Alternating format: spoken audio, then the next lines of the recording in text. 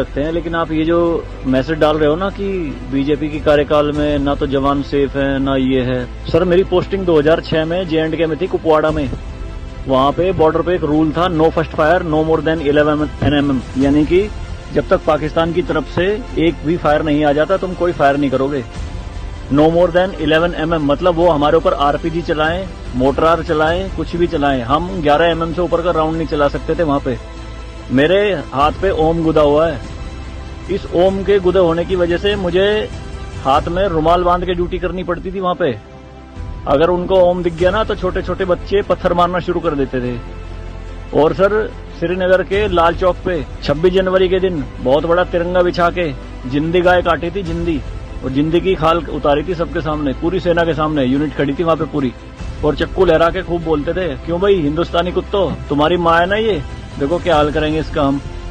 भाई कुछ नहीं उखाड़ सकते थे उनका। क्यों? क्योंकि सेंट्रल में गवर्नमेंट गंडवी थी, नपुंसक गवर्नमेंट थी। हमारे सर पे चौकी बना ली थी उन्होंने, जो LAC है ना, LOC, उस पे बिल्कुल वहीं 50 मीटर के दायरे में। और रात में बड़े बड़े स्पीकर पे माइक पे बोलते थे पाकिस्तानी रेंजर्स, अरे अपनी बहनों के एक रात के लिए हमें दे दो, क्या हुआ हिंदुस्तानी नपुंसको, चलाओ गोली।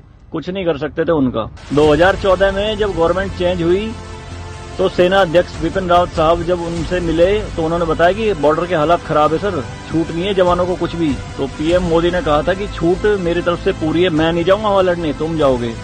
आज की डेट में आप मुझे एक भी चौकी बता दो अगर वहां ढूंढने से मिल जाए। दूरबीन लगा के देखनी पड़ती है पहाड़ों में, वो भी बंकरों में है अंदर, सारी लगा दी उन्होंने तोप उड़ा के।